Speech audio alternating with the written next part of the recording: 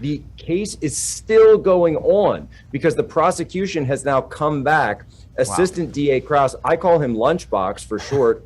So Lunchbox is up there giving a rebuttal to the defense argument. Now, he's not Binger. Binger's the thin one, the guy who looks like Walter Peck, sort of the EPA nut job from Ghostbusters.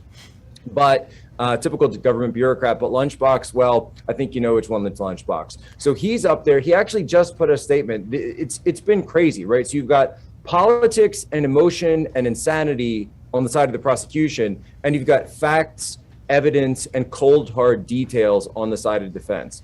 And I've been a little glib here, but listen to some of the things that the prosecution has said. Earlier today, Binger said something. He goes, if you carry a gun, then you lose your right to self-defense.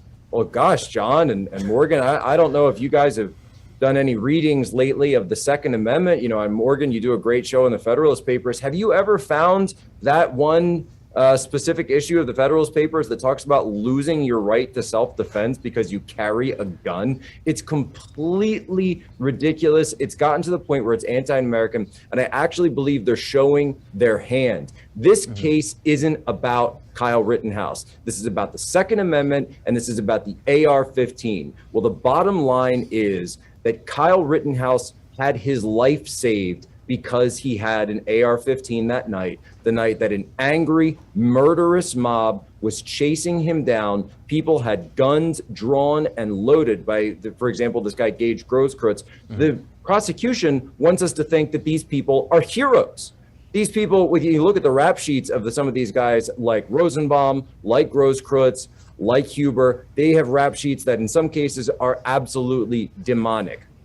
But Kyle Rittenhouse took steps to defend his life. And I believe, and his mother came out publicly on Fox and a few other places and said that if he had not been able to defend himself that night, he would have been killed. He would not be alive. And yet, I mean, I'm looking at some of this transcript that's coming in from a great guy, Andrew Branca. He's doing a live tweet of the whole thing. He said that Lunchbox got up there and said, well, come on, it's not like, you know, this guy, he's only 5'3". He's not Jason Bourne. He's only coming at you with his fists. He can't kill you with that.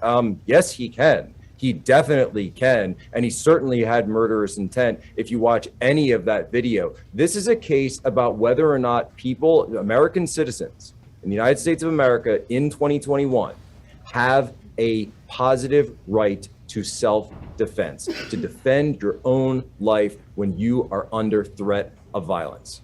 Yeah, no, I mean, I don't know if you feel this way, John, but I'm 5 feet tall. I'm 112 pounds, right? And so I conceal carry for self-defense mostly. And I'm listening to this trial. I listened to him say, don't bring a gun to a fist fight. That's what Kyle Rittenhouse did. That's what he accused him of. And I'm listening to this as like a young woman, and I just want to protect myself. But the way they're framing self-defense is really concerning to me. And Jack, I don't know if you feel this way too, but the way this prosecutor speaks really concerns me because so many millions of eyes are watching this trial, and I'm worried they're going to get a false perspective on how justice works in this country, and they're getting a lot of false information from this prosecutor. So that's what Morgan, I'm really at the end of the too. day, they could do this to you. They could do this to me. They could do this to my kids. They could do this to anyone. You're taking a situation that is clear cut on paper. Look, I understand. I completely understand why people say, I don't know if Kyle should have been there that night. But I tell you one thing.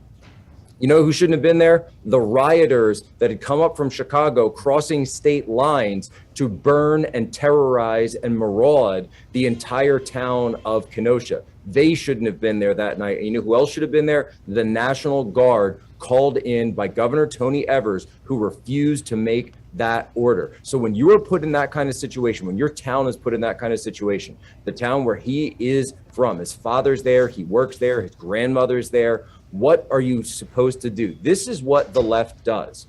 They set up these situations, they wait to provoke a response, and then when a response comes, they don't make it about what they did. They don't make it about the criminals, the rioters, the looters, the arsonists. No, you're not seeing those people on trial. No, you're seeing the person on trial who went there, who tried to provide medical aid, who was asked to defend this car lot that had been set on fire the night before in videos that went viral throughout the internet. No, he's the one on trial, not the people that committed these heinous crimes.